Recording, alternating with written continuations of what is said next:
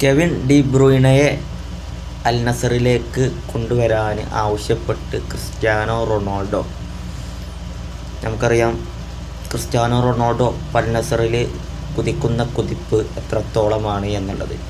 ഓരോരോ മത്സരങ്ങളും വരുമ്പോഴും ക്രിസ്ത്യാനോ ഇറങ്ങുന്നുണ്ടോ എങ്കിൽ അതിൽ ഒരു ഗോളെങ്കിലും അദ്ദേഹത്തിൻ്റെ വക ഉണ്ടായിരിക്കും എന്നുള്ളതാണ്. അദ്ദേഹത്തിൻ്റെ ഏജോ അല്ലെങ്കിൽ കരിയറിൻ്റെ എൻഡിലേക്ക് പോകുന്ന സാഹചര്യങ്ങളോ അല്ലെങ്കിൽ മറ്റുള്ള വിവാദ പ്രസ്താവനകളോ ഒന്നും വിഷയമല്ലാത്ത രീതിയിൽ അദ്ദേഹം കുതിച്ചു കൊണ്ടേയിരിക്കുകയാണ് അല്ലേ.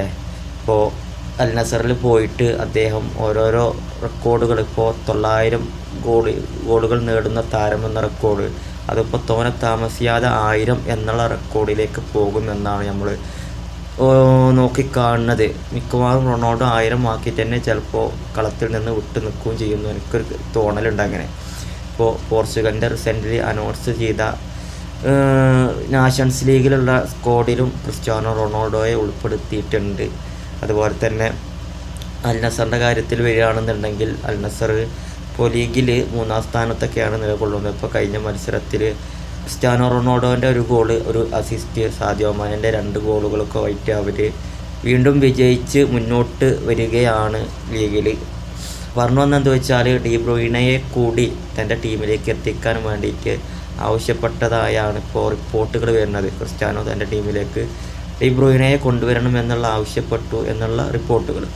അപ്പോൾ ഏതായാലും അൽ നസർ ആൾറെഡി കുഴപ്പമില്ലാത്ത രീതിയിലുള്ള ടീമാണ്. സൗദി പ്രോ ലീഗിൻ്റെ ആ ഒരു സ്റ്റാറ്റസ് വെച്ചിട്ട് അതിനെക്കാട്ടും ബെറ്ററായിട്ട് അവിടെ അൽ ഹിലാലുണ്ട്. എങ്കിലും ക്രിസ്ത്യാനോ റൊണാൾഡോൻ്റെ കൂടെ അൽ നസറിൽ സാദിയോ മാനെ ഉള്ള മികച്ച താരങ്ങൾ അണിനിരക്കുമ്പോൾ അതിൻ്റെ കൂടെ ഡി ബ്രൂയിന കൂടി വന്നു കഴിഞ്ഞാൽ ഒന്നാമത്തത് അൽ നസറിൻ്റെ ടീമിൻ്റെ സ്ട്രെങ്ത് ഒന്നുകൂടി കൂട്ടുകയാണ്. അതിലുപരി ഡി ബ്രൂയിനെ പോലുള്ള ലോകോത്തര താരമൊക്കെ എത്തിക്കഴിഞ്ഞാൽ, ലോകോത്തര താരങ്ങൾ നെയ്മർ, ക്രിസ്ത്യാനോ, മാനെ പോലുള്ള താരങ്ങൾ ആൾറെഡി അവിടെ ഉണ്ട്. എങ്കിലും ഇപ്പോൾ പ്രീമിയർ ലീഗിലൊക്കെ മികച്ച നിലവാരത്തിൽ കളിക്കുന്ന ഒരു താരമൊക്കെ അവിടെ എത്തിക്കഴിഞ്ഞാൽ ആ ഒരു ലീഗിൻ്റെ സ്റ്റാറ്റസ് ഒന്നുകൂടി വലുതാവുകയാണ്. അല്ലാന്നുണ്ടെങ്കിൽ ആ ലീഗ് തന്നെ വലുതാവുകയാണ്. സൗദിയിലേക്ക് ഇനിയും ഒരുപാട് താരങ്ങൾ പോകും എന്ന് നമുക്ക് ഓരോരോ സീസണുകളിലും ഇപ്പോൾ ഓരോ ട്രാൻസ്ഫർ സൗദിയിലേക്ക് പോകുന്ന ഓരോ താരങ്ങളെ അപ്ഡേഷനൊക്കെ കാണുമ്പോൾ മനസ്സിലാകും അല്ലേ. നമ്മളെ റോബർട്ടോ ഫിർമിനോ അവിടെ ഉണ്ട്.